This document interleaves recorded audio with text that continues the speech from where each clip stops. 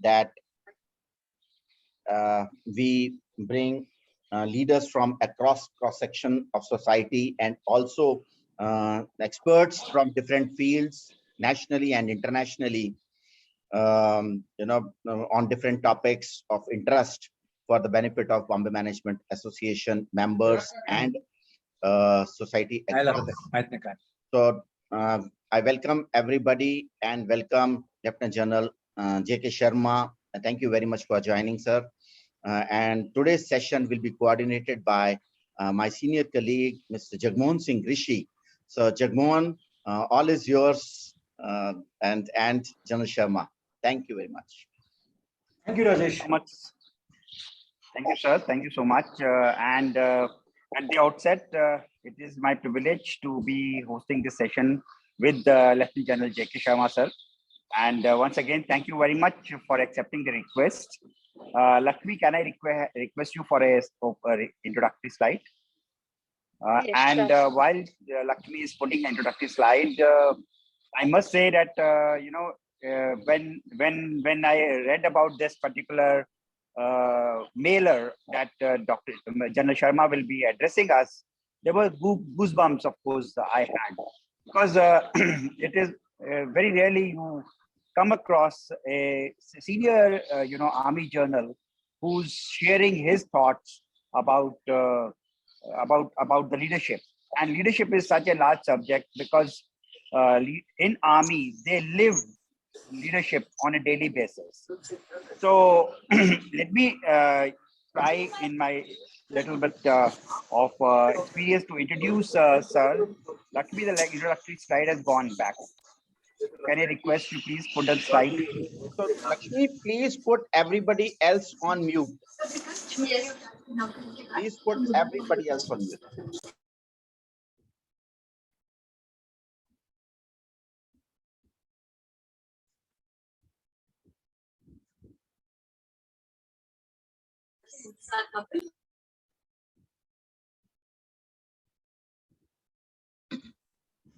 So my screen is visible? Yes.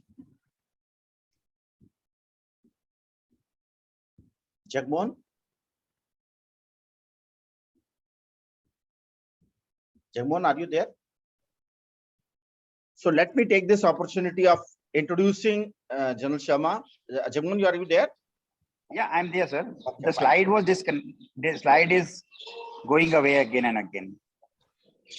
Lakshmi, can you share the slide? Make it full screen, please. Make it full screen. The first slide. The first slide. The first slide. Go This back. introduction you want, no? No, yes, the first slide. You go back. Okay, sir. I think he's having some difficulty. Let me start with this slide itself. Okay. So Lieutenant J.K. Sharma has had one of the most unique military careers under the most daunting circumstances over 4 decades. From humble beginning as a proud airman in Indian Air Force in the late 70s, he rose to the rank of Lieutenant General in the Indian Army, braving all odds. His formative years in Army were spent in counter-insurgency operations in the Northeast, Punjab, Jammu and Kashmir, and Siachen Glacier. This endowed him with a rich experience in the face of life-threatening situations, trying times in the roles as a colleague and leader, facing death at close quarters, and thus understanding the multidimensional perspective of life, soldiering, and camaraderie. As a part of Director General of Military Operations, he has been closely involved in planning and execution of operations during Kargil in 1999, in Uri in 2016, and seen through many crisis situations of external aggression and internal conflict. He's also been a peacekeeper in the United Nations and member of a team in averting hostage crisis in Angola, Sierra Leone, and Lebanon. His latest work on political ideologies and civil-military relations, a case study of India, is under publication. So I take this opportunity once again to welcome Lieutenant General and share his thoughts on the leadership, on effective leadership, how we in the corporate world, how in the normal world, we can demonstrate effective leadership, which we can, walk the talk also, and of course, share your own experiences. Lakshmi, you can unshare the slide, please. I request General Sharma to please share his slides and of course, share his thoughts also.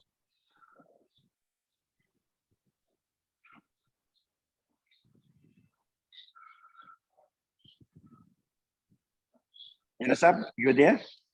Yes, I'm there. I'm just trying to share the screen. Yes, sir.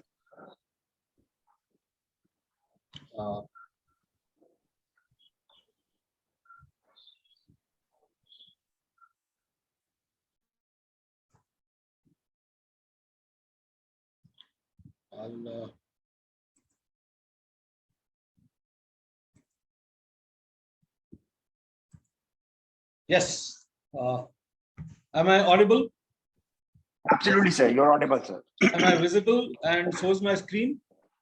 Absolutely, sir. Crystal clear, sir. Thank you so much.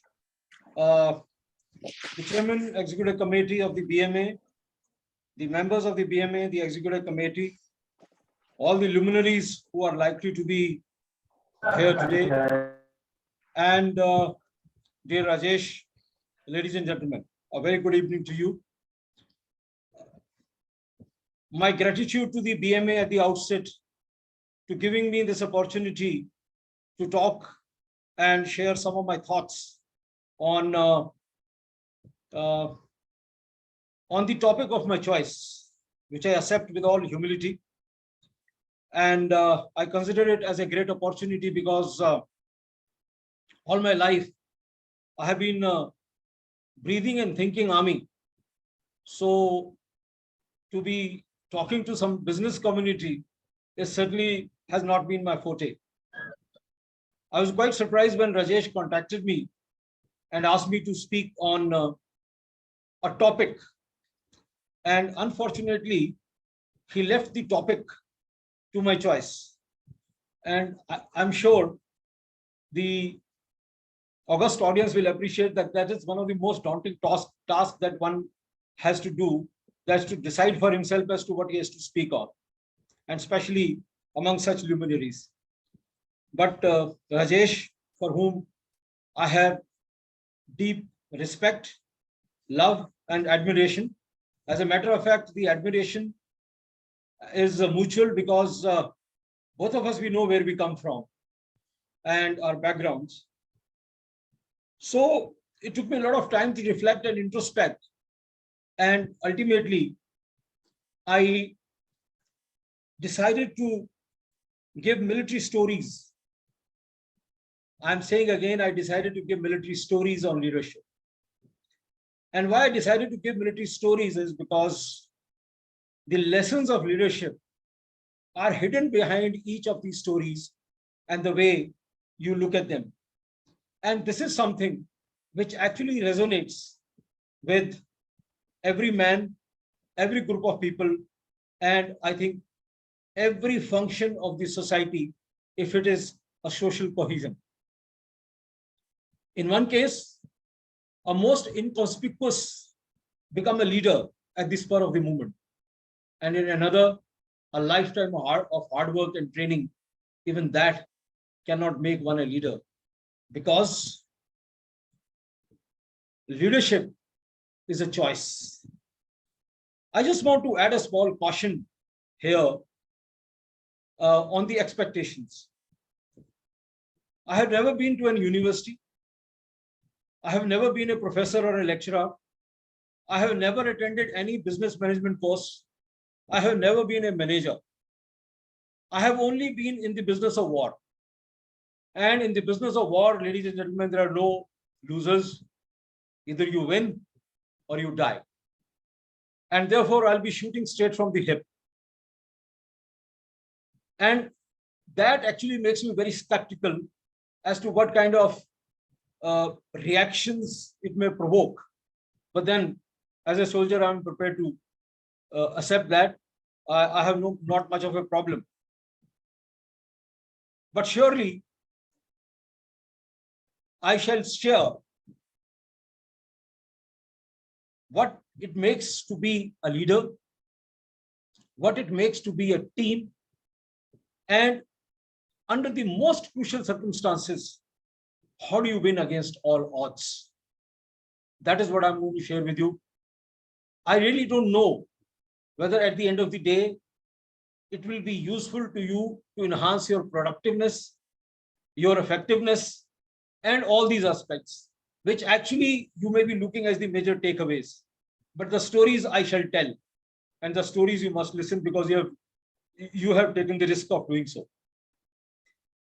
Now, my discussion in the next 1 hour or so, pardon me if I go a little more because of my emotional angle involved in it, and therefore you may have a little lesser time for Q&A, but it will go with some notable examples from the military and an odd example from our history as well, highlighting the traits and the unique of the same, which are timeless and transiting businesses, transiting organizations. I would like to reflect on certain very fundamental aspects of leadership. Often there is a question, are leaders made or are they born?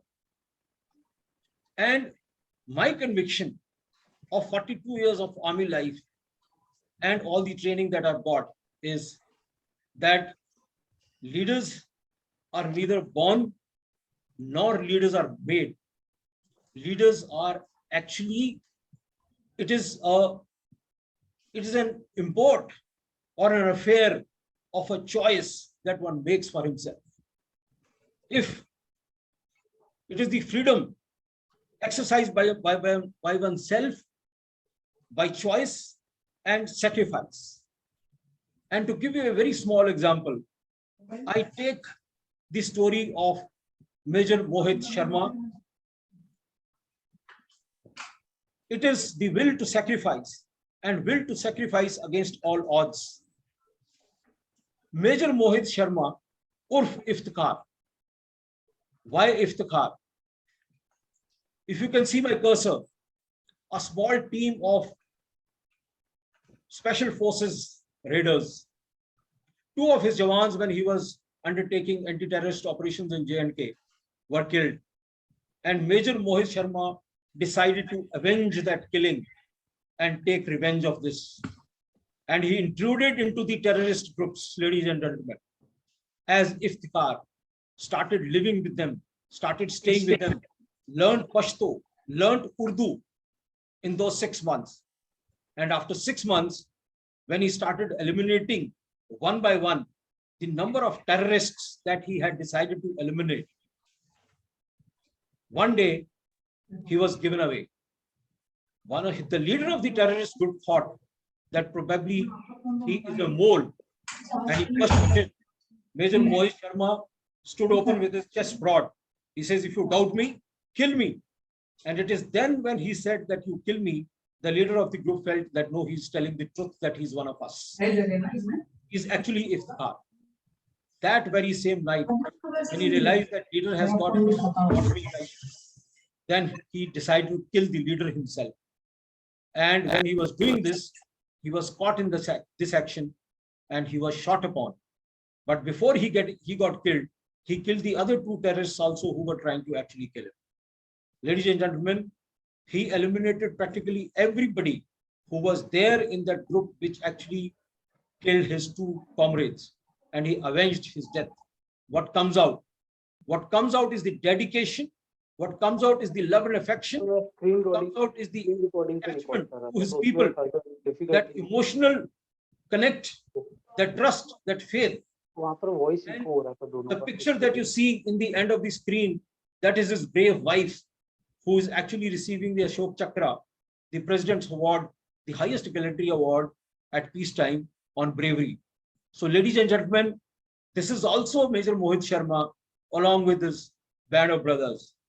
There is a great chasm, there is a great difference between being a manager and a leader, or being a boss and a leader. Leader is a position which cannot be anointed. It cannot be assumed. It has to be earned. It will be given to you by the people who are wanting you to be their leader. Leader is not an individual. We must appreciate that.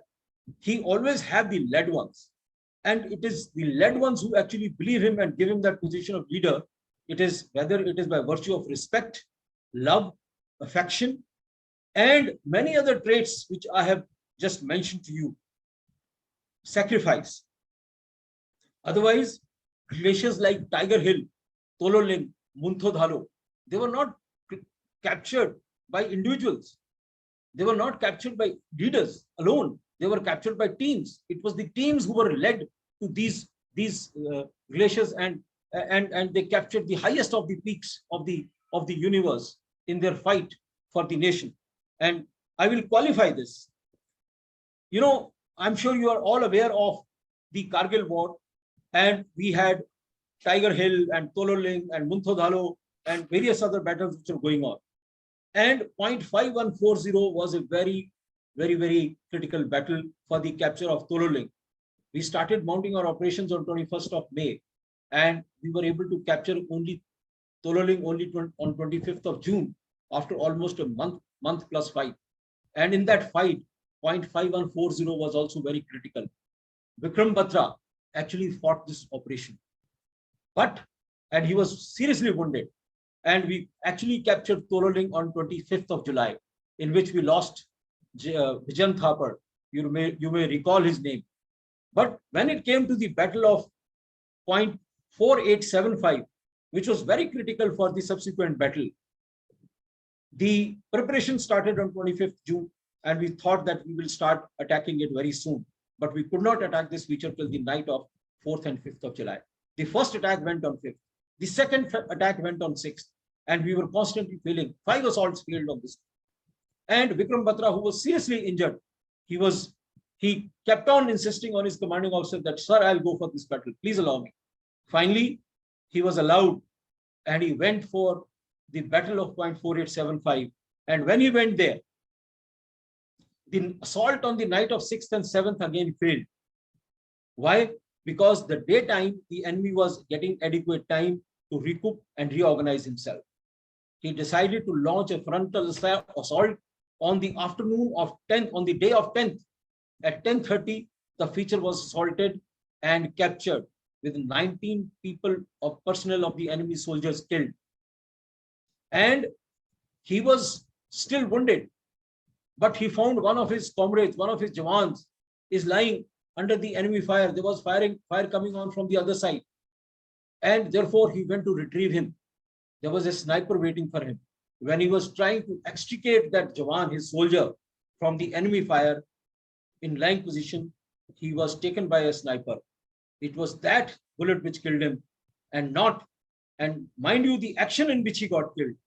He had already captured the feature. His team had already captured the feature, but he got killed when he was trying to retrieve a jawan.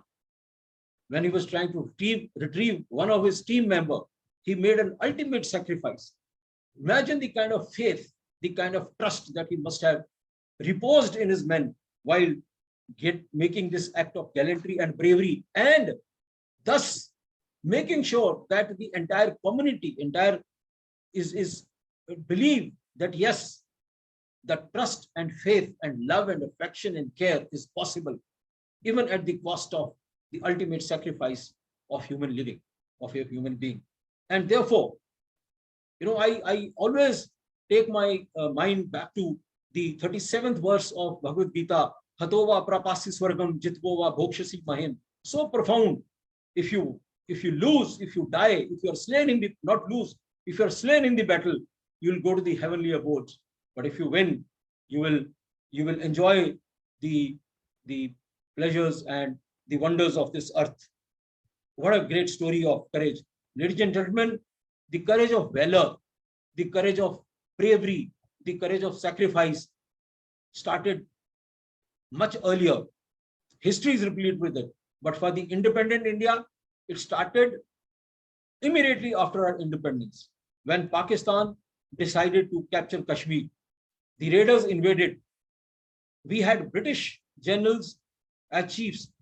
General Kriapa had taken over as the chief of army staff, the commander-in-chief of the Indian Army, just a few days before the raiders came in. We in the Indian Army, we took upon ourselves to evict these raiders. I mean, I don't want to repeat the history, what happened to the Maharaja of Kashmir, etc., etc.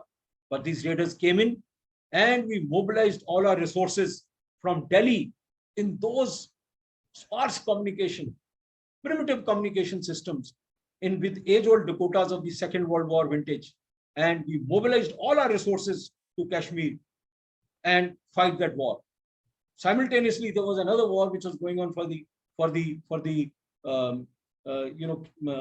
assimilating the state of Hyderabad into India. So India was already fighting in Junagadh, in Hyderabad, and we were now also fighting at Kashmir. And during this period, our battalions, our men, they fought valiantly. And the first Paramveer Chakra was awarded to Major Somnath Sharma, who with his handful of men, just a few hundred, he actually made sure that none of the raiders are able to cross him, by which time the reinforcement came. His final words were that I am out of ammunition, but please don't worry, till such time I am breathing, I will make sure that none of the raiders are allowed to cross my position. And that is why there is a famous proverb which goes in the army, I will fight till the last round with me, or till the last breath of mine, I will continue to fight. And that is what Major Somnath Sharma did. And he actually prevented the raiders, and then the reinforcement came and the raiders were pushed back. What was it for? It was for his men, it was for this country, it was for the countrymen, it was for the men of people of Kashmir. Look what he did. So we have a very recent story of a recent incident of Galwan crisis. All of us, I think everybody amongst us may know Suresh Babu, Colonel Suresh Babu. What a great soul he was, what a great leader he was. You know, he had a task to do, he had a job. He had a job that the Chinese must leave his area of responsibility by the fall of the evening. And he went and told them himself that I want that all your establishment, whichever are there, please wind them by the evening, wind them up by evening. He went in the night to reinforce, to reconfirm this on himself. And when he went there by himself, and when he went there along with few of his men, and he found that the Chinese are still there, he told them to immediately wind up. When he told them to wind up, he was just pushed, just one touch on him.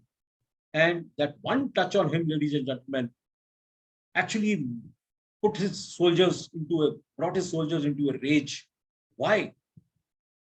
This rage was because they found that the person whom they revere as their protector, as their leader, he's being pushed.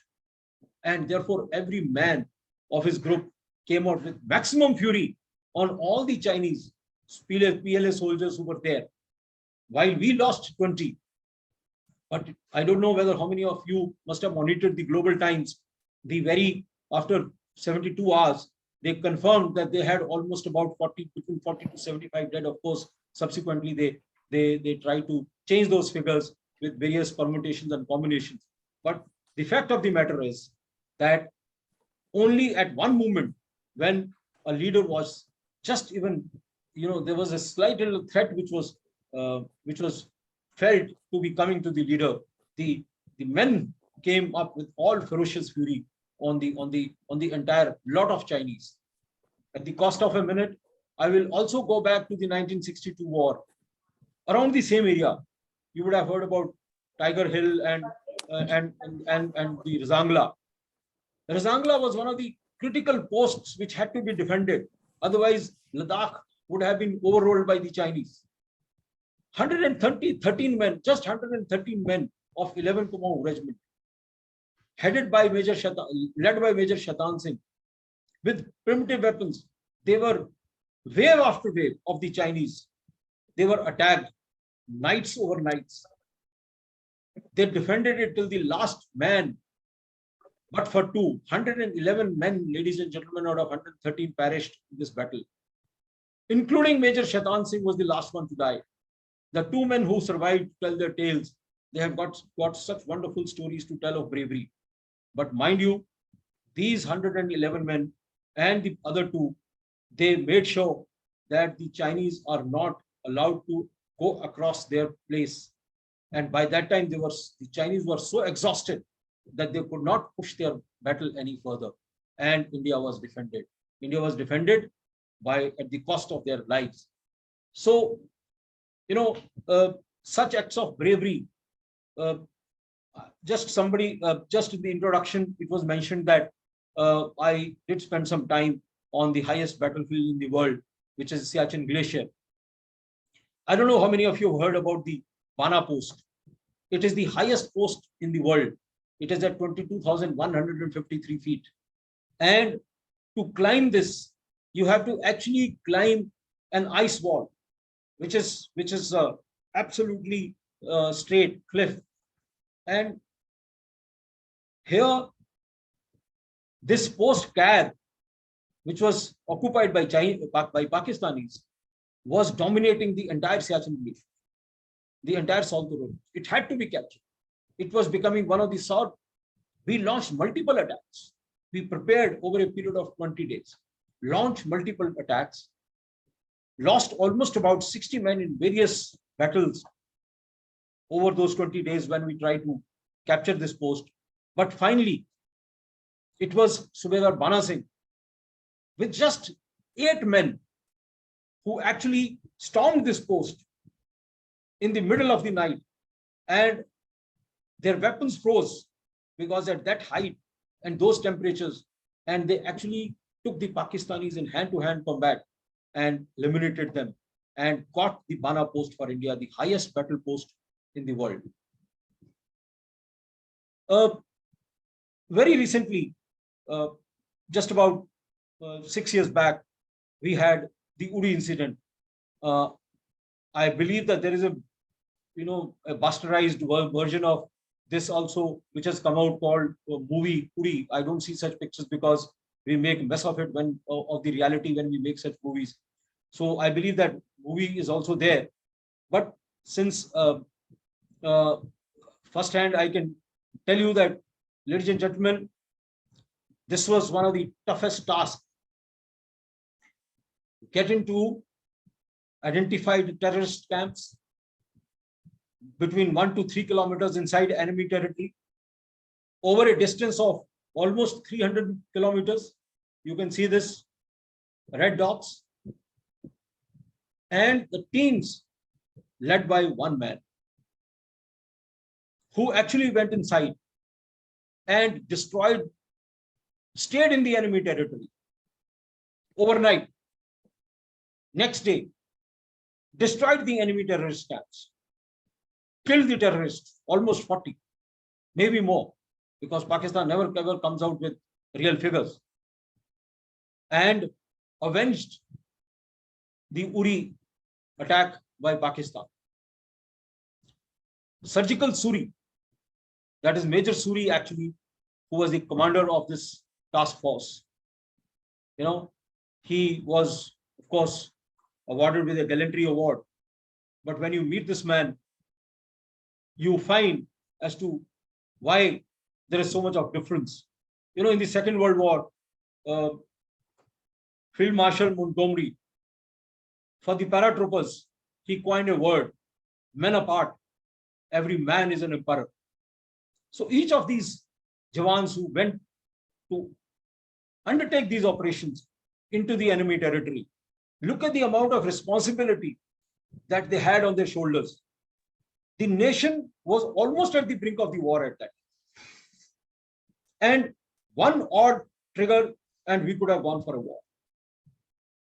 Soldiers, some of them just about 11th, 12th class pass, but with dedication, devotion, training, and their faith and trust in the organization and in the leadership, that they undertook this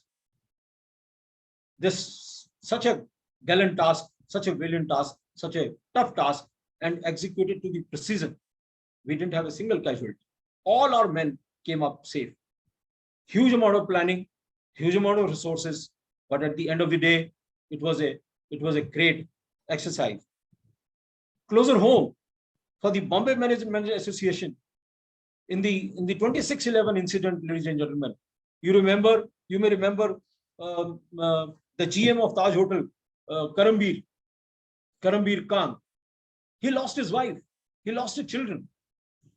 I mean, we thought he would have lost everything, but he didn't feel so. He continued to sort of work for the safety of his people.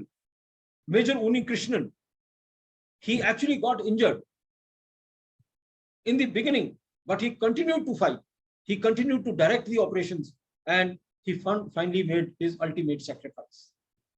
What does all this indicate? Ladies and gentlemen, there may be huge amount of planning over the period, but leaderships, the leaders, they are actually the architect of that movement which changes the story. They changes the story for the humanity. They changes the story of companies. I mean, you can read Peter Drucker, you can read Stephen Covey, Viktor Frankl, and all these people. I would not like to go into this because I would rather believe in such stories who actually made such a huge difference, not only to the people with whom they served, but to the entire humanity.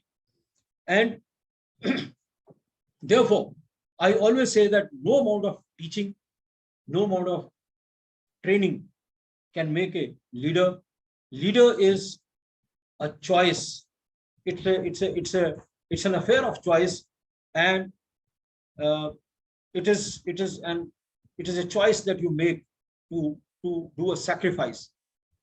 You know, we in Army, therefore, we always talk about human as one of the greatest, I shouldn't say resource, but the greatest creation of the mankind, of this universe, which actually get converted into force. And therefore, we don't, I mean, please pardon me, somehow, whenever I have heard people coming out, management of people, I'm always a little skeptical about this word. And my skepticism comes out that it is such a wonderful creation of the nature. It has a body, an intellect, a mind, and above all, a great spirit. A mind and spirit which is a flow of his prakriti, a prarabdha karma, and he is actually the only sentient being on this planet which has control over everything else, and therefore, if we try and consider it only as a resource to be managed and nothing beyond that, that is where many organizations plunder and flounder. But in Army, in the defense services, we don't do that. We actually treat them as a wholesome package with all that it comes, with its weaknesses, with its strength, with its character, with its body and mind, and all people around him, those who are connected to him. Because after all, he did not sign an application form before he was born on this planet that I want to be born at so and so place. He actually came, and now, at least for his birth, he didn't have a choice. So that is the first weakness that poor guy has had. So therefore, we actually come with that purport. And I would like to exemplify this, the greatest aspect of the human being, that is his spirit, from one of the very notable examples from history. And I go to Guru Gobind Singh Ji. He was a scholar, a spiritual guru, and he fought so many battles in support of so many kings and his own battles. But he never ever kept any kingdom that he won for some king. He sacrificed his own children. When his father asked him, what should I do to protect the religion? The Mughals are asking me to come to Delhi. He told his father, please go, knowing fully well that if he doesn't agree to them, he's going to be sacrificed, and this is exactly what happened. Having fully known the results, he still did what he felt that he must do. And he's a legend who shall continue to be legend and a lord, and a revered lord, and he will continue to remain so till the end of the history. But what great lessons that need to be taken from his lifetime. So, ladies and gentlemen, leader, they impel and propel not only his people, but everyone around him towards a greater purpose, towards a greater good. And that, no matter how small it may be, it can be the smallest measure, but it is not. It is outside of him. It is not for himself. He creates more leaders. He actually live by example. In my 42 years of service, I always felt that leader has to set an example. He has to walk the talk. If he doesn't walk the talk, he cannot be a leader. And therefore, there's a beautiful couplet, beautiful shloka in the chapter 3 of Bhagavad Gita. Yada charati shreshast tat deve tarojana satya sayat pramanam kurute tat loko saddanu vartate. Implies whatever actions great persons perform, common people follow. And whatever standards they set, all the world pursues. The world conforms to the standards that the great man or the great leader he sets for himself. I mentioned about the importance and relevance of principles. A true leader exercise, and I also mentioned about freedom. A true leader exercise the principled use of freedom and power to choose. Today, people are starstruck, celebrity obsessed, because their values are not anchored in principles. Popularity shapes their moral center. They don't know who they are and what is the locus of their value. They don't know what principles to follow because their lives are based only on contemporary social norms. Their heroes are screen stars, not the revered gurus, not the revered leaders, those who have sacrificed so much for the good of the humanity and for good of their people. Ladies and gentlemen, outside show is a very poor substitute for your inner wealth. It is by the principled, humble use of freedom and power by which person obtains moral authority, with people, organizations, and this moral authority which comes to you by the demand, nor by position, as the hallmark of leadership. I mentioned about trust and faith. Trust and faith, ladies and gentlemen, I just wanted to show this slide to you about Guru Gobind Singh, about his sacrifices. Sorry, I got carried away in talking about these emotions. So trust and faith is not an instruction, ladies and gentlemen. Trust and faith actually is an emotion. Is an emotion. And the consistency and the connect of the trust is basic and is something which is built by accepting failure and taking responsibility. Trust is one of the best emotional bank account that you can build up with your team, with your co-workers, with your people. We must do the right thing, no matter what it takes to do the right thing. It's better to fail with honor than to succeed with fraud. No one heals with no one heals oneself by wounding other people. So you have to have that empathy for every person, and you have to have faith. You have to have faith in yourself, in others, and people who actually look upon you. That faith has to be very, very mutual, ladies and gentlemen. It is built on mutual trust and mutual faith. So the leadership is actually, mutual trust and faith is actually the bedrock of leadership.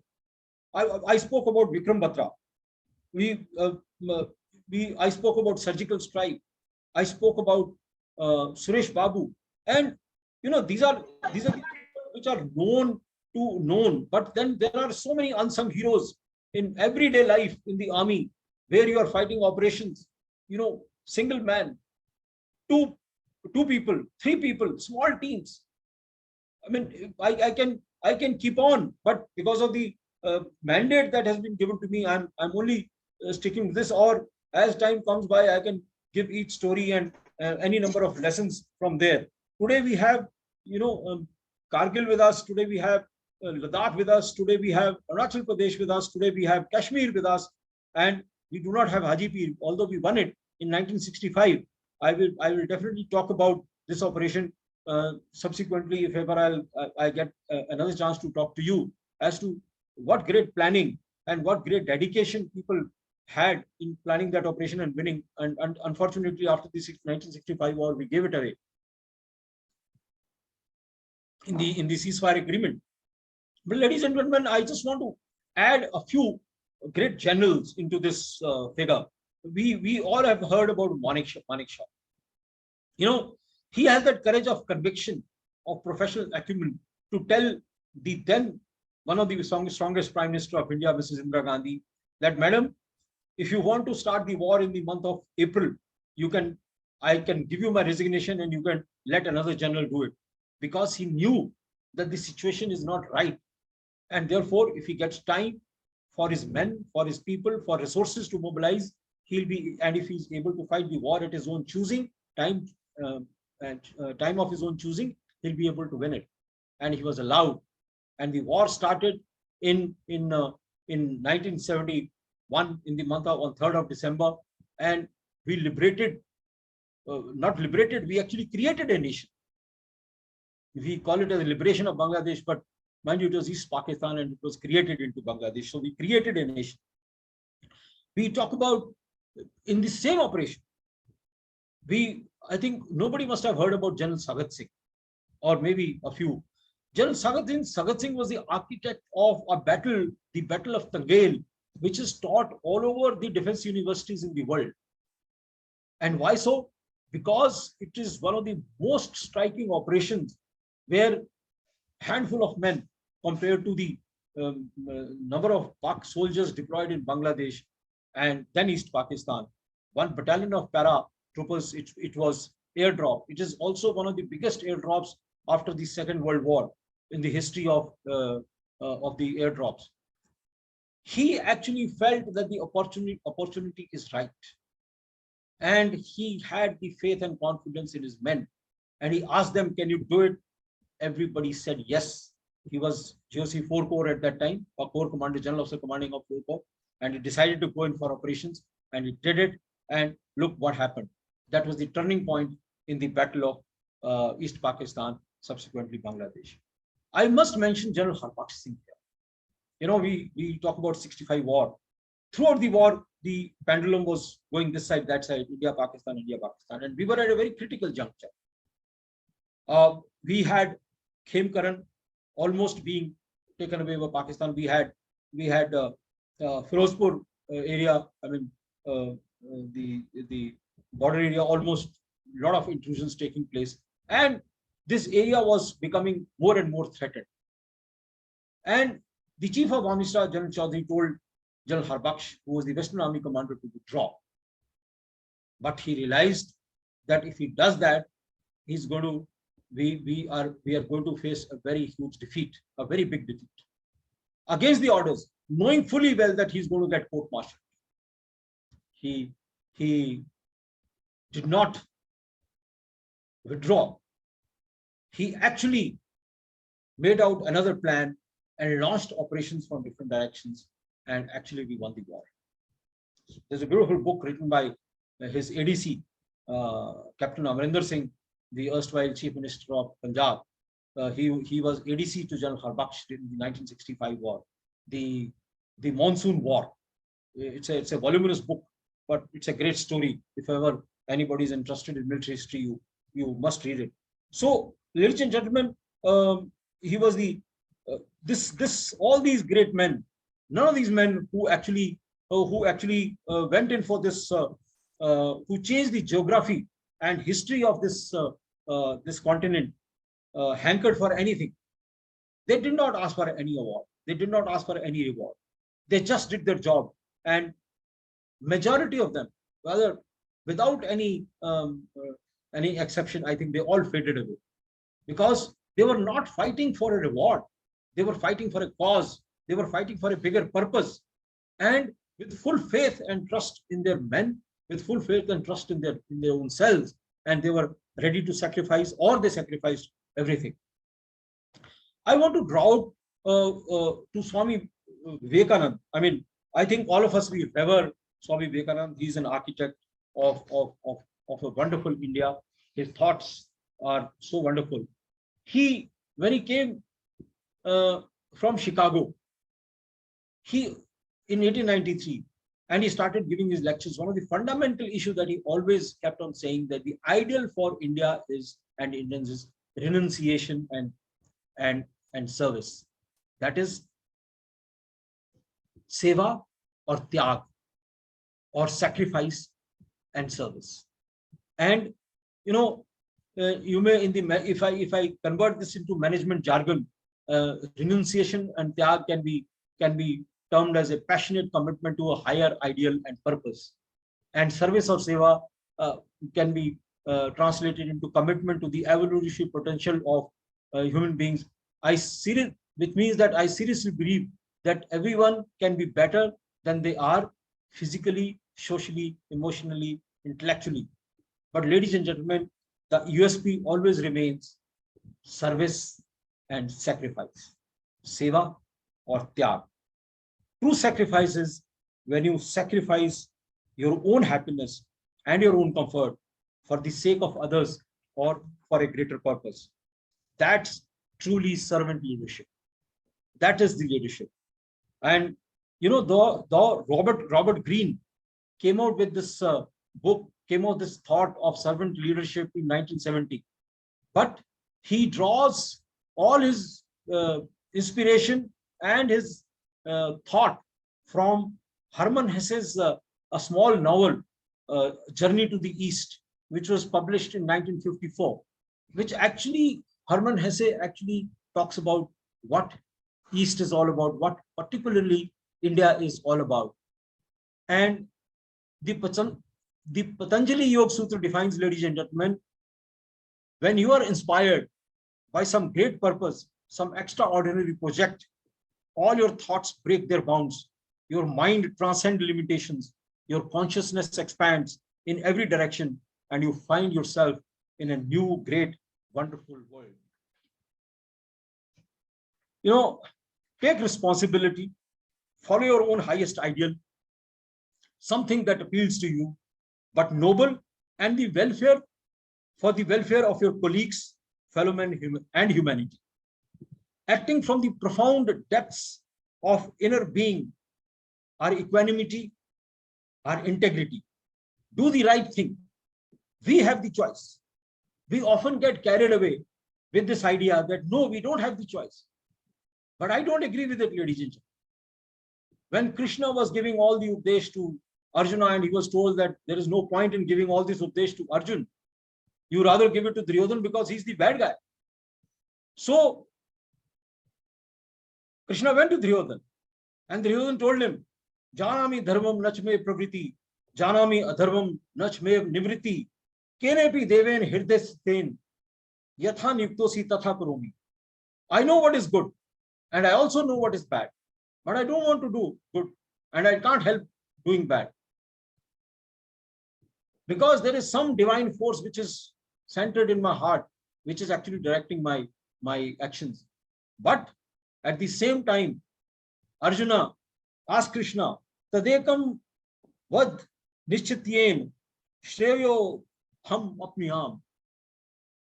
Lord, please tell me.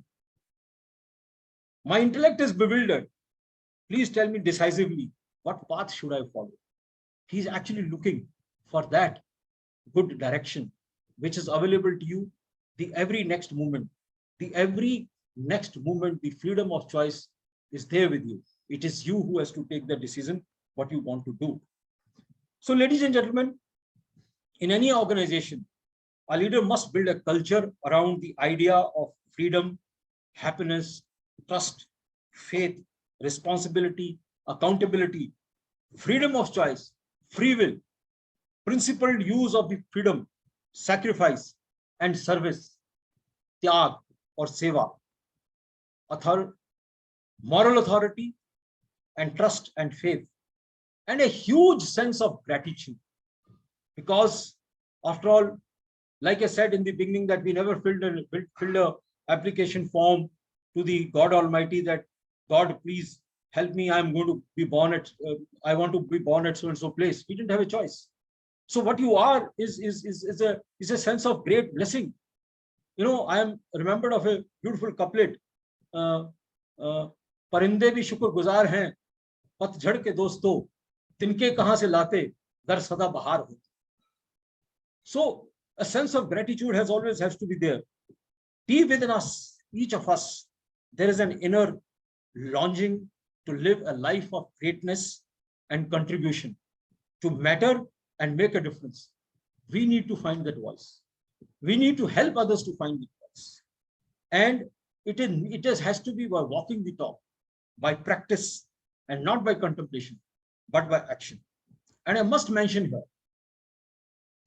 that the biggest bestseller of the universe on this planet over the last 5,000 years, you know what I'm talking about? I'm talking about Bhagavad Gita. Everything, ladies and gentlemen, that I mention or that is desirable for the humanity, for the service, is given in that wonderful shlokas of Bhagavad Gita. The Yale University created a library in 2019 on Bhagavad Gita, wherein it gathered all the translations all over the world. It is a 3-storied library in the Yale University. It is only dedicated to Bhagavad Gita. And therefore, I always feel that the best way is to do the India way. And, you know, today we are talking, India is being talked about, its diplomacy is being talked about, structures being talked about. I mean, Jaishankar is all over. His great father, Dr. S. Subramaniam, Mr. S. Subramaniam, who is not a doctor, but he was he's the father of Indian strategic thought. Jaishankar's father, he was my guide for my PhD thesis. And, you know, the India way is the right way. His book, which came out in 2019, it actually draws all its lessons, its direction from Ramayana, from Bhagavad Gita, from Mahabharata, from all our scriptures, from Vedas. Because we as Indians, we must understand that, yes, we must imbibe all good things from everywhere. But at the end of the day, you know, after all, it's one of the oldest cultural and oldest civilization of the history. And it has made so much of difference in the life of all over the universe. I must mention here a very nice talk between Steve Jobs and Mark Zuckerberg. You know, in the fag end of his life, Steve Jobs, Mark Zuckerberg, when met him, he told Mark Zuckerberg that if at all you're frustrated, if at all you feel that you are at the end of the road, and if you want inspiration or if you want peace, go to India, go to Rishikesh, or go to Uttarakhand, there is a place called Kanchi Ashram, and maybe you'll find solace, and you will get back, you will get energized, and you will get that place, get the space once again, and you can start work again. And Michael Wood, who used to do that story on discovery of India, he wrote sometime in 2008, he wrote that this century, 21st century, is India's century. And in 2050, India is going to be one of the greatest nations in the world. He did not only say that. What is the defining thing that he said? The defining this thing that he said is that India will be at a place at which it remained most of the times in the history. So profound, ladies and gentlemen. So I will close with some very ominous lines from Babu Ramdhari Singh Dinkar, one of my favorite poets, whom I revere a lot. His famous composition Rashmi Rathi.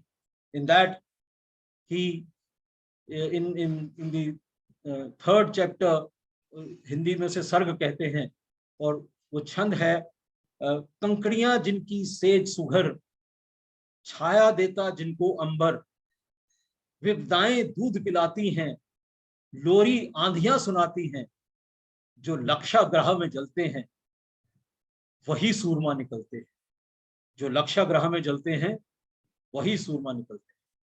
Thank you, ladies and gentlemen. Jai Hind.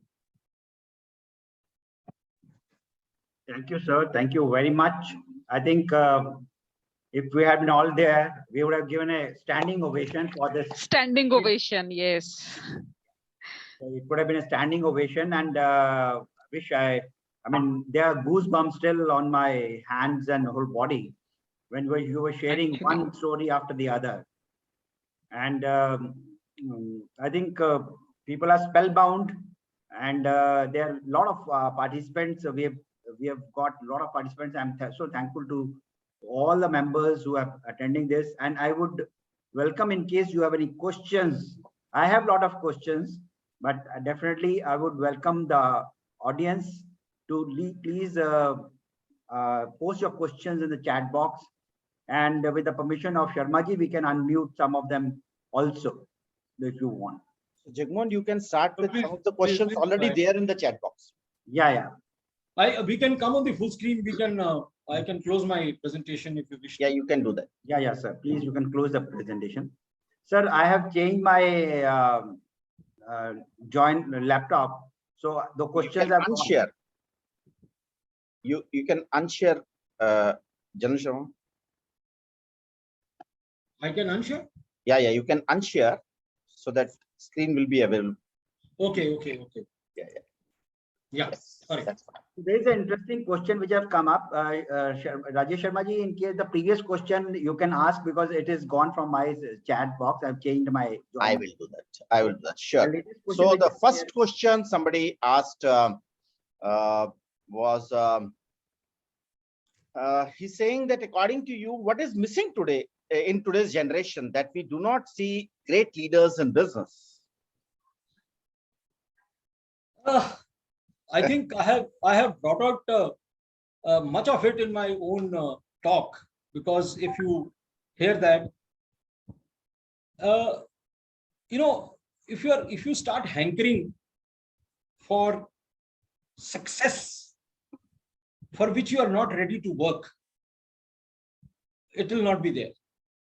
And success is not just hard work. It's a combination of time.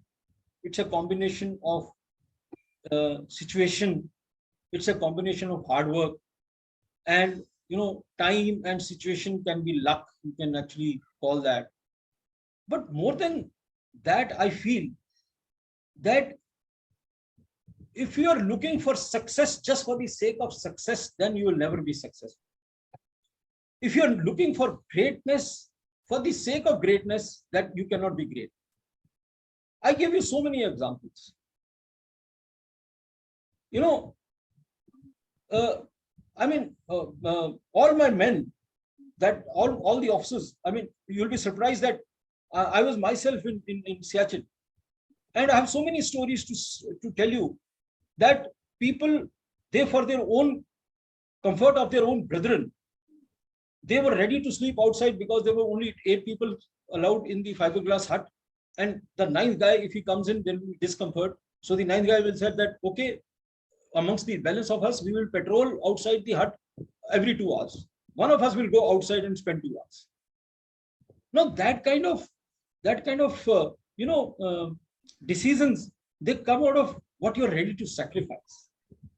Now, if you're only looking for success in terms of money, I mean, I always,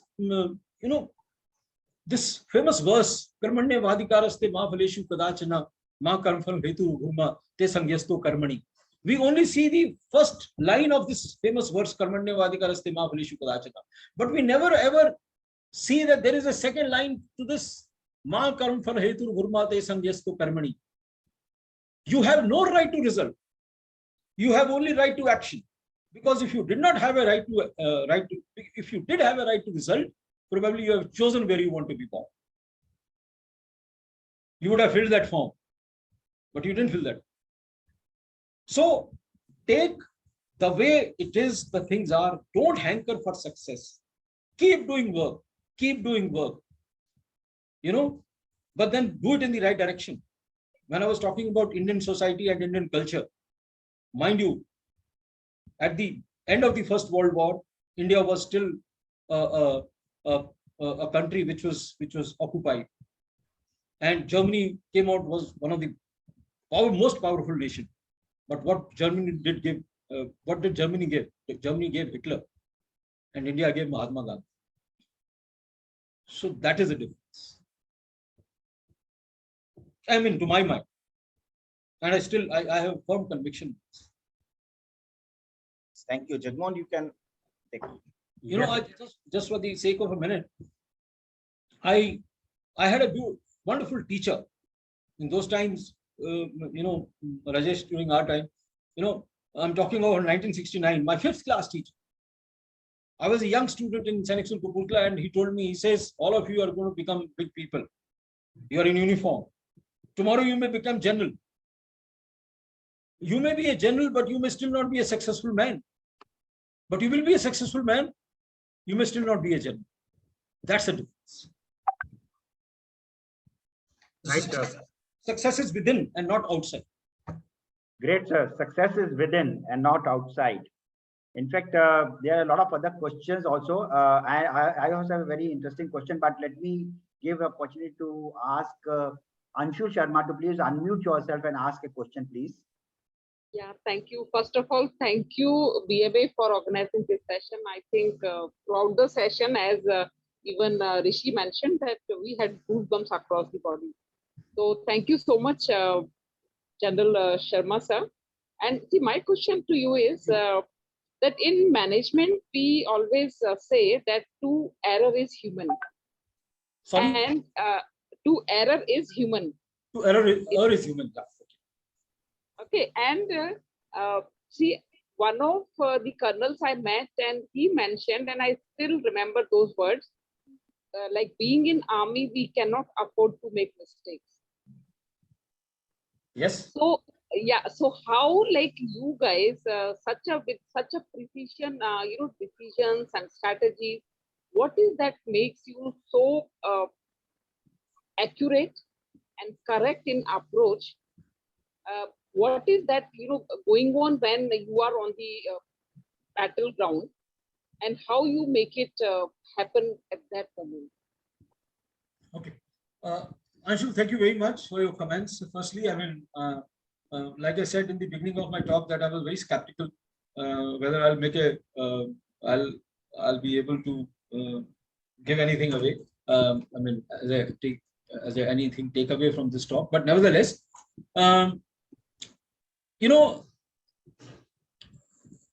the accuracy and the rightness is drilled in us from the moment we wear the uniform. Therefore, you find that we do drills. Many a times, most of the things, they are drills. There is something peculiar There is a term called HR. It is called hotel hour. Hotel hour is the time when the people leave the forming up line for assault on a particular objective. Now, this hotel hour is coordinated with the artillery which is in support, artillery firing which is firing from 30 kilometers away. If I'm trying to attack Tiger Hill, there will be an Air Force aircraft which will be taking off from Ambala, and he'll be firing on that. There'll be some mortars which will be firing from 5 kilometers.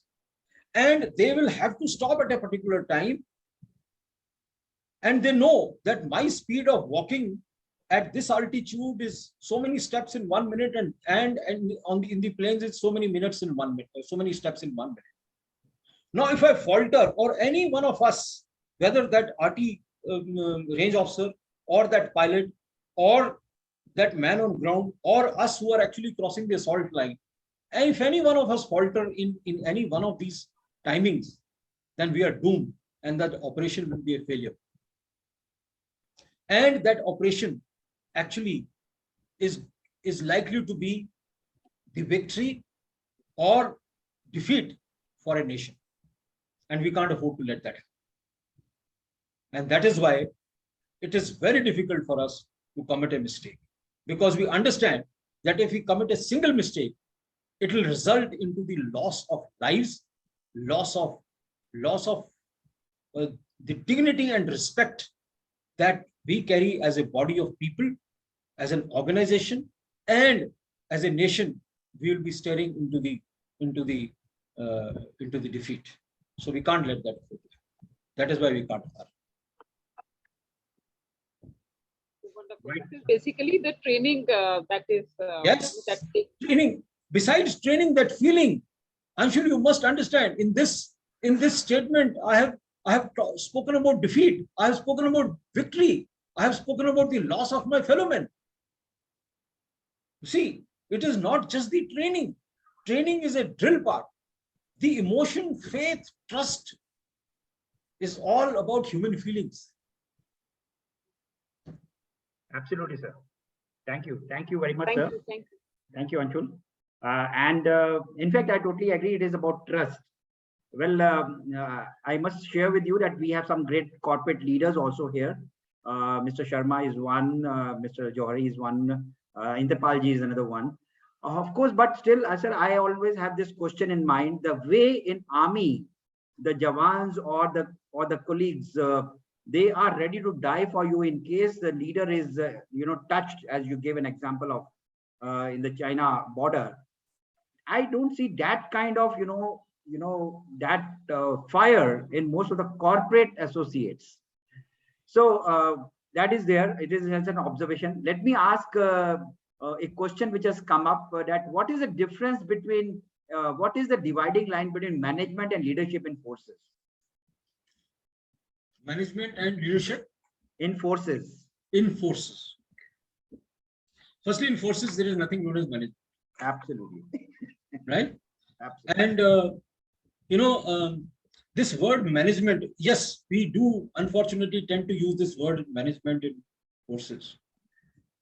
And this is actually,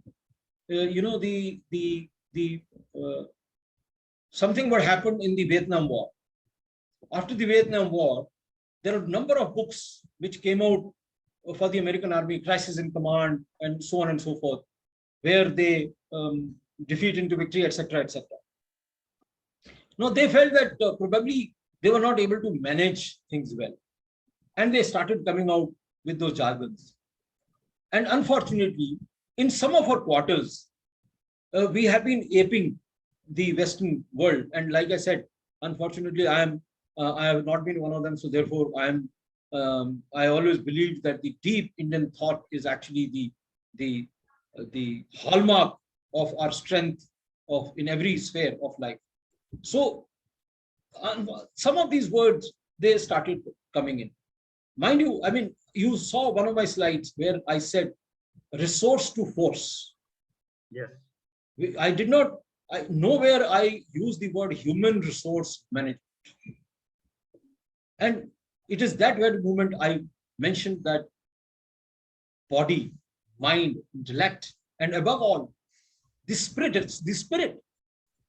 How much we talk about the spiritual intelligence, the emotional quotient. Barry Goldman, he recently came out with his famous book called Focus. I think it is a must recommend read for all young parents whose children are glued to the mobile screens. But you pick up any philosopher, everybody talks about human spirit. Every good leadership thinker talks about human spirit. And therefore, management is not the right thing to do. Walk the talk, set an example, be kind, be faithful, build the emotion, the quotient of trust, and you will automatically be accepted as a leader. I mean, I can quote examples even from the industry, but nevertheless, anyway, thank you very much. Thanks for your response, sir. Great one. We have the Professor Lalit Johari, who took up the last Friday fundamentals with us. Can I request Professor Lalit Johari to share his views on the topic today and on the topics we discussed by Professor General Sharma? Before Lalit Johari starts, I want to express my gratitude to him because I think he, in his last talk, he made a mention, he and Professor Boyle, they made a mention of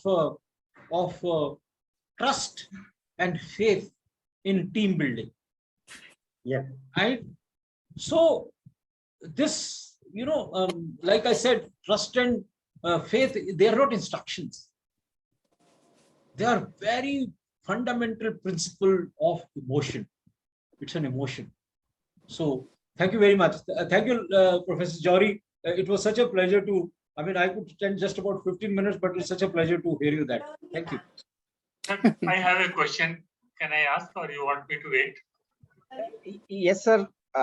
Maybe after Professor Johari, we will definitely give you sufficient time. Sir, if you can share some of your thoughts. Thank you, Rajesh.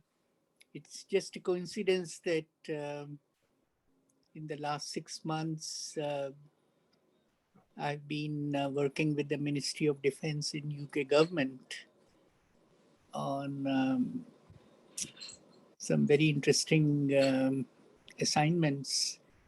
And what the General said today is almost like a universal message. And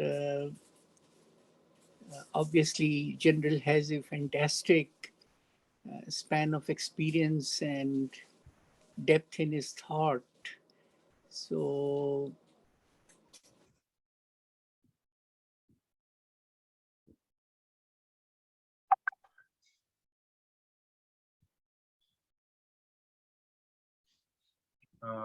Sir, are you there, or there's some connection? I think there is some connectivity issue, I suppose. Although he's switched on his camera also. Meanwhile, can I request Karunji. Karun Sharma ji to please unmute yourself and please ask his question or his views accordingly. Thank you so much, Sharma ji. Thank you so much, Jagmohan ji. Sir, right from the start, General Sharma, I'm very, very happy to hear, and then it was an outstanding presentation, very inspiring. My question was that, I'm studying Taoism a little bit, and I was finding that, there is a way to establish a goal and then achieve it, which right at the end, you said you fight only for doing the work and quoting from the Gita. So where becomes the cutoff line that here you decide what you have to achieve, but then lose all your kind of, too much attachment to the goal. Would you like to share some of your views, which could be practiced in army? Yeah. You're saying lose attachment to the goal? Yes. Okay. It's achievement of the goal. You establish a goal, but then you lose achievement of the goal when you are fighting for it. I think if I have conveyed anything like that, probably I must have been misunderstood. Goal or objective is something that you have to achieve. I mean, in the military parlance, am I audible, Karunji? Yes, yes, sir. In the military parlance, Yeah. if I have to capture an objective, Jay. that is my goal. I must capture it. And I must do it even at the cost of my life. But in the process, if I have to brave all odds against it, but at the end of it, I should not be thinking that if I capture this objective, I will get Paramveer Chakra. So I am not talking about not achieving the goal. I am talking about when I'm talking about the result, I am talking the result about on your personal effect. That is what it does to you. Do you get rewarded for it? You know, when the objective is common for a set of people, and you do your best to achieve that objective, and after that objective has been achieved, you just fade away. You know, Rishi raised a very pertinent question: the difference between leadership in the army and leadership in the corporate world. You know, we sacrifice people for the sake of others, and unfortunately, in many places in the corporate world, you sacrifice others for the sake of bonus. So I think that is the difference one must see in the entire process. And therefore, I come back to the second line of the 37th verse of 37th verse. You know, Ma karma phal hetu bhuma te sangyasto karmani. You have no right to the result, but you cannot shy away from action, because that is the greatest injustice that you can do to this wonderful life that has been given, which you always should be taking. Sir, this is a fine line which I wanted a clarification. Like, if you have to conquer 5840, then conquering of 5840 was a goal, or and then can you sacrifice a part of desire in conquering that, and do all your best, put all your energy, resources only in doing your best? Of course, just imagine what Mohit Sharma did when he got into the terrorist camp as an intruder and as part of them. Every day of those 6 months, he would have thought in the night when he goes to sleep that he's going to die, because he will be exposed and he'll be killed. He had his young wife, he had a young kid. He was never thinking about that. His only thought in his mind was avenging the death of his 2 comrades and making sure that none of these terrorists are able to do it ever again, the same thing to his people or to anyone else. So, yeah, I said taking the example of Mohit Sharma again, he was doing everything what needs to be done to revenge that, but not being very not positive, but with full of desire that I will achieve this goal. Not decide about the Paramveer Chakra or those things, but only thing his goal was to do his best. Yes. So for achieving the goal, there has to be a full motivation, and to that I agree. Yes, goal is a goal, objective is an objective. For that, you put all your might in it. But that objective has to be right and good, and for the well-being of the rest of the humanity, not money making for your own self. Right. I know. Right, sir. Thank you, Karunji, and thank you, Janata. And may I request Lalitji, in case he is Professor Lalit, in case he is connected back. Yes. To continue, please. I'm sorry, I lost the link to the web ID. So I don't know. Lalit sir, can I just interrupt? I don't know whether you have come across Mark Goldsack. Yes. He's been my student. Okay, congratulations. Mark Goldsack has been my student in India in NDC, National Defense College, where I was there for 3 years as a. All right. He's the director DSC, I know, these days. Excellent. Yeah. Yeah, when I was professor at University of Delhi, I used to have quite a few, servicemen of from Air Force and Navy and Army to come and do the executive MBA program, which was way back in 80s, and many of them have achieved wonderful results for the country as a whole.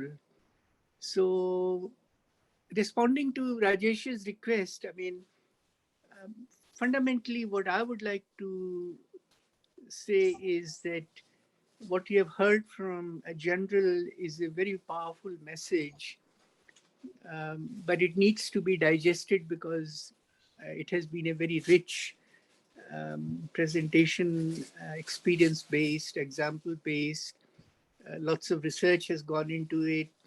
So, this definitely goes beyond the usual concept of a webinar on a Friday evening. It sounds more like the whole week of wisdom piece by piece. And that's exactly what we in India need today in every kind of spaces. It's not just the corporate world where there is a crisis in terms of lack of young leaders, but also in the political space as well as in the social activism space.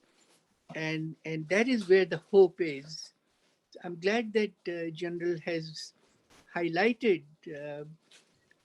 almost like global reflections of his thinking and his wisdom. And I must say that I would love to meet the General once again, and if possible, have one-to-one with him so that I can learn from him. And I also need to develop my own thinking in terms of what's going on in the other parts of the world.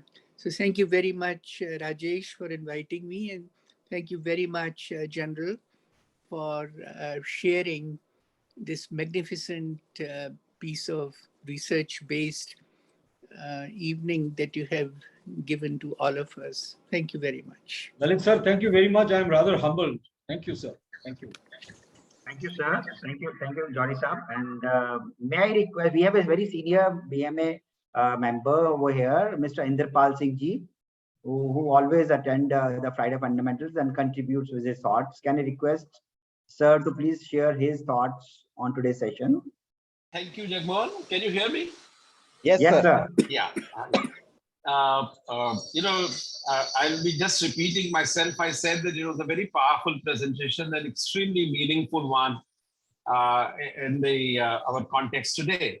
I would just add that, the kind of goals that General described may not be possible to set in the business context. But yet, keeping in mind the greater good or certain nobility of goals, if we keep in front of us, we can maybe bring out the spiritual strength that he talked about by giving examples of Guru Gobind Singh, Vivekananda Ji, and others.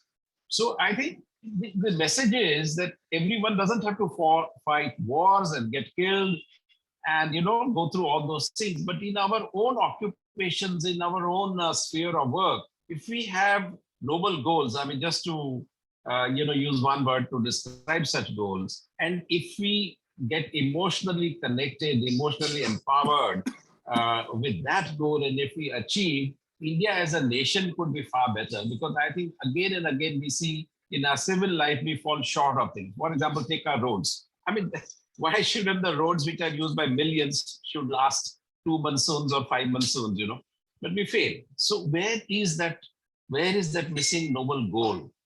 What is it that is absent of that inspiration to do a great job and so on?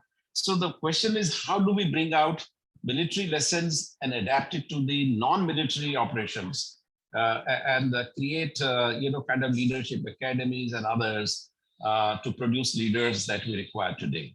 I suppose for our Leadership Next initiative, perhaps we could take inputs from the General and bounce off our content and see if it can be modified, it can be added to, subtracted to, etc., to make it more effective. Because at the end of the day, we require better leaders, and there is no two doubts about it. Thank you, Rishi. Thank you, sir.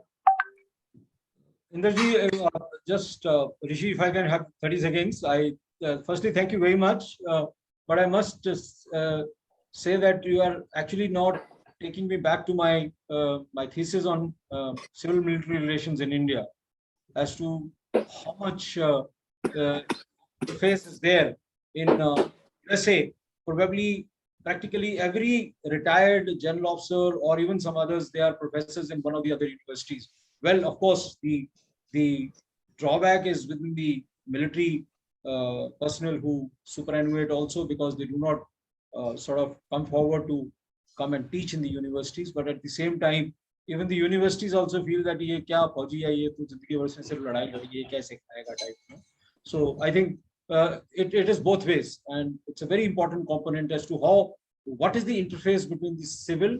I'm not talking only about the bureaucracy and the polity. I'm also talking about the general population and the military. I think that's very important. Yes, sir. Thank you, sir. And as suggested by Inderpalji, we'll definitely take your suggestions, because we are running a very interesting module called Leader Next, which is for the young leaders who want to go into fast track mode and adjust to the newer requirements. And as Inderpalji said, that it is not just the technical skills, the digital skills, but the people skills and the trust building skills, which are more important, which will be helping us. We'll be taking your input for those modules. We'll contact you separately for that particular aspect. There's one question. I think we have time for maybe 1 minute for that, sir. Yes, because I have another session starting at 7:30. Okay. So I think we can leave that thing, and my request, Sharma ji, to please convey his vote of thanks for us. Oh, what a delight to listen. Thank you very much for a very wonderful, passionate, rich of experience, coming from the heart session. All of us enjoyed it. I'm sure there are a lot of take-homes which are there, as Professor Jory and Inderpalji said. Thank you very much for sparing time for Bombay Management Association. And we are, we will remain in debt to you for sharing your experiences and also knowledge with our members.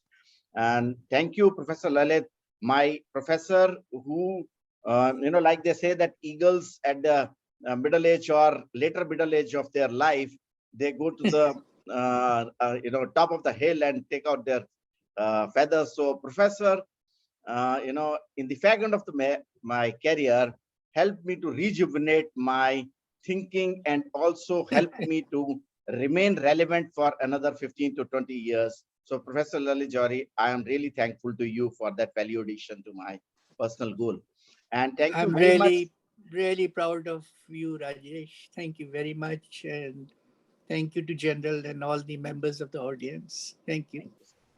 I thank our past president Inderpalji for such an inspiration for attending all our sessions, our executive members for being part of the group, our office staff who has been very diligent in organizing all these programs, and Mr. Rishi for being such a support, dear friend and colleague for organizing and for coordinating this program. Jagmohan, you wanted to say something? I wanted to say something, sir, before we say thanks to General Saab. I wanted to say that, we have posted a link of Leader Next program in the chat, and I would request those who would like to take advantage of this program, which is a very, very cost-effective program, and by the leaders and who's who of the industry, like we had Mr. Mohandas Pai last time, or even Mr. Yogi Shriram was there, Ms. Chaya Sehgal is there, and many other leaders of the corporate world. They are going to be the teachers for this.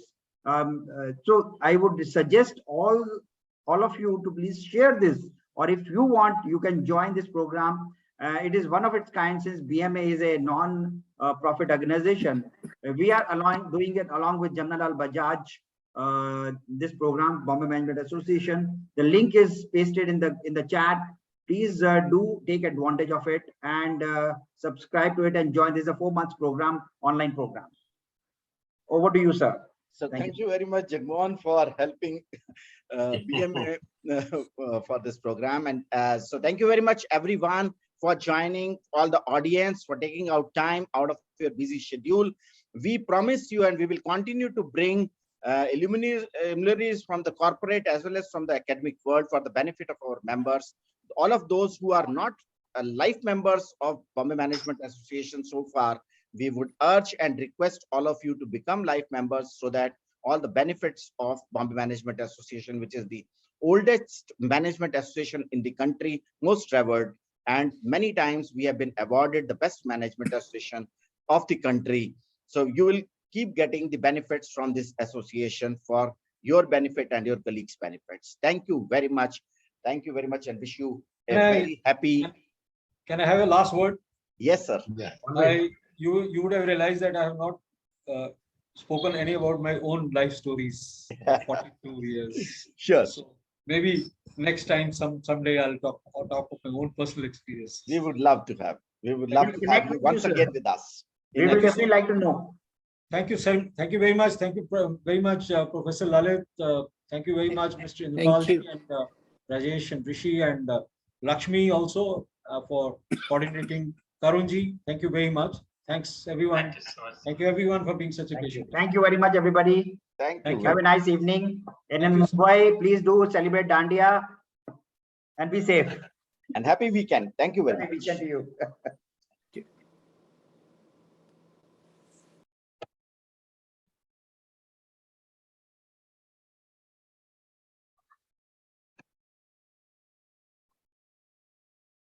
Lakshmi, you can stop it, please. Listen. Yeah, you can stop it.